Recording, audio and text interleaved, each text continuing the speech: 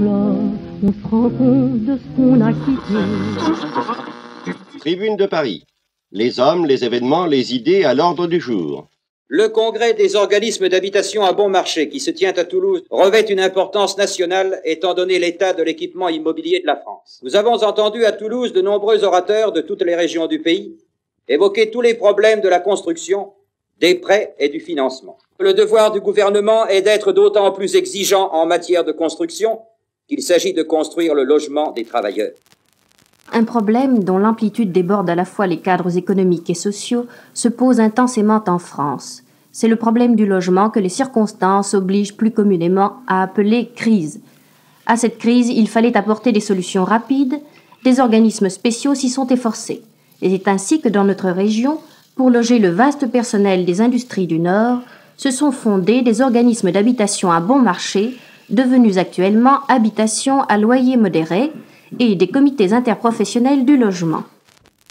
La question de la contribution patronale. Est-ce que vous pouvez là-dessus donner quelques éclaircissements? Cette contribution patronale est extrêmement importante parce qu'elle va apporter au secteur du développement du logement quelques 25 à 30 milliards par an.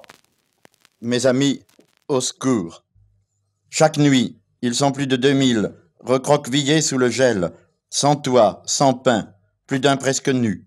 Il faut que ce soir même, dans toutes les villes de France, dans chaque quartier de Paris, des pancartes s'accrochent sous une lumière dans la nuit, à la porte de lieux où il y ait couverture, paille, soupe, et où on lise sous ce titre « Centre fraternel de dépannage » ces simples mots « Toi qui souffres, qui que tu sois, entre, dors, mange, reprends espoir, ici on t'aime. » Ce n'est pas encore une question qui soit résolue. Mais néanmoins, elle a fait des progrès évidents.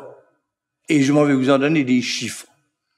Je vous dirais par exemple que pendant les 7 ans qui ont précédé mon retour, on a fait 1 370 000 logements. On a fait 2 400 000 logements pendant les 7 ans qui ont suivi mon retour. Et ça augmente, car à l'heure qu'il est, on en est au rythme de 400 000 logements par an.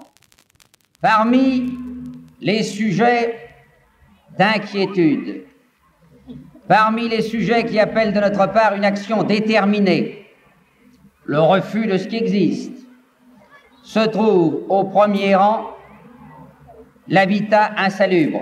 En consacrant plus d'1 milliard de francs à des travaux d'urgence dans les quartiers dégradés, au réaménagement de la dette des organismes HLM, j'ai voulu permettre d'agir directement sur l'entretien des logements, sur la réparation des cages d'escalier, des ascenseurs, des halls d'entrée, sur la modération de la hausse des loyers et sur un effort particulier pour le logement des plus démunis. Il faut une redistribution entre les communes riches, les communes pauvres. Alors ce sera difficile à faire accepter parce qu'il faut remanier des dispositions qui sont déjà entrées dans les mœurs. Et il faudra bien, à partir du moment où cela sera appliqué, retirer quelque chose à ceux qui ont beaucoup, pour donner davantage à ceux qui n'ont rien. Sans quoi, les communes les plus pauvres ne s'en tireront pas. Le 1% logement ne sert plus seulement aux seuls salariés en CDI.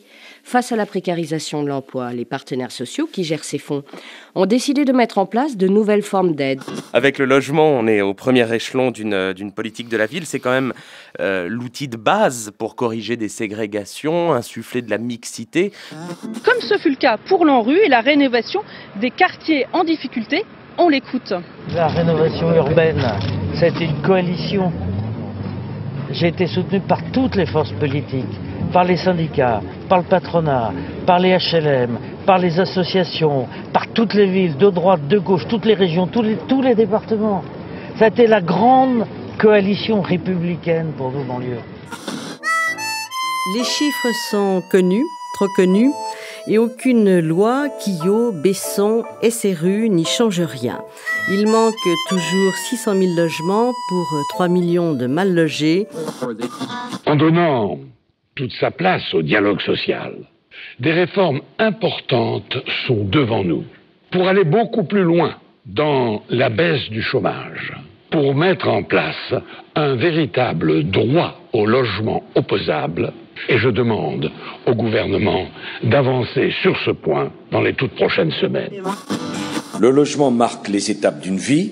Le logement est une préoccupation pour les Français de toutes conditions, de tout âge, et la question de son logement, c'est un sujet d'inquiétude.